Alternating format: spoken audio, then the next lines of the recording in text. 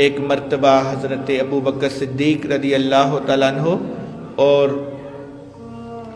آپ کے فرزند حضرت سیدنا عبد الرحمن رضی اللہ تعالیٰ عنہ مجمعین حضور کی کچہری میں بیٹھے ہوئے تھے. تو عبد الرحمن نے اپنے والد کو کہا کہ اے ابا جان، جب بدر کی جنگ لگی تو اس وقت میں ابو جہل کی طرف تھا، کفار کی طرف تھا، یعنی ابھی تک انہوں نے کلمہ نہیں پڑھا تھا. تو اس وقت اس لڑائی کے میدان میں میری کئی بار آپ میری تلوار کی ضد میں آئے، مگر میں نے آپ کو اپنا بابا سمجھ کر، والد سمجھ کر میں نے آپ کو قتل نہیں کیا. تو میرا یہ احسان آپ پر، بیٹا باپ کو کہہ رہا ہے، اے ابا جان میرا ایک احسان آپ پر ہے. تو حضرت ابو بکر صدیق نے کہا کون سا بیٹا احسان ہے؟ اب کچہری حضور کی ہے، مجلس حضور کی ہے. تو بیٹا عرض کرتا ہے بابا جان،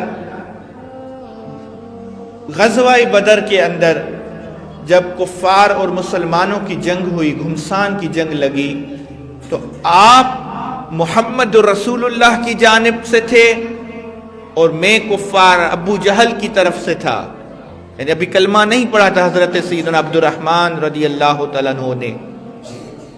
تو اس وقت آپ کئی بار میری تلوار کی ضد میں آئے، مگر میں نے آپ کو اپنا والد سمجھ کر چھوڑ دیا، آپ کو قتل نہیں کیا. یہ احسان میرا آپ پر ہے. تو حضرت سیدنا ابو بکر صدیق رضی اللہ تعالیٰ عنہ نے کہا بیٹا یہ احسان ہے، اللہ کی عزت اور جلال کی قسم، اے عبد الرحمن، اگر اس دن بدر کے مقام میں تم میرے بیٹے ہو، اگر تم میری تلوار کی ضد میں آتے، اللہ کی عزت اور جلال کی قسم میں محمد رسول اللہ کی طرف تھا، میں تمہیں قتل کر دیتا. اللہ اکبر کبیرہ. یہ محبت تھی صحابہ کرام کی، حضور کی ذات سے والہانہ محبت تھی. آج ہم کس خواب خرگوش میں سوئے ہوئے ہیں؟ آج اگر ختم نبوت پہ ٹارگٹ کیا جاتا ہے تو ہمارا خون کیوں نہیں کھولتا؟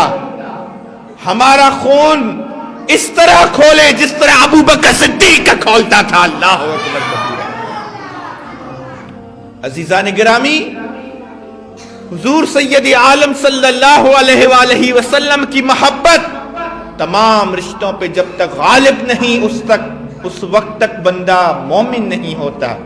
حضور نے ارشاد فرمایا لا یؤمن عبد حتی اکون احب الیہ من نفسہ وتکون عطرتی احب الیہ من عطرتہ.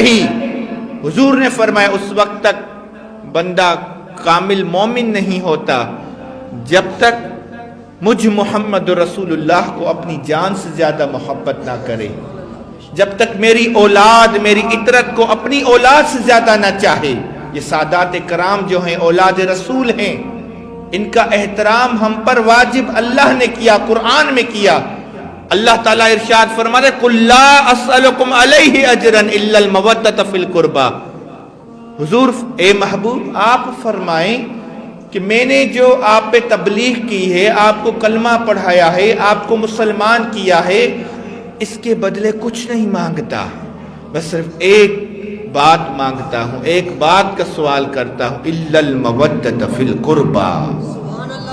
میری اولاد اہل بیت کے ساتھ، عطرت کے ساتھ حسن سلوک اور محبت کرتے رہنا.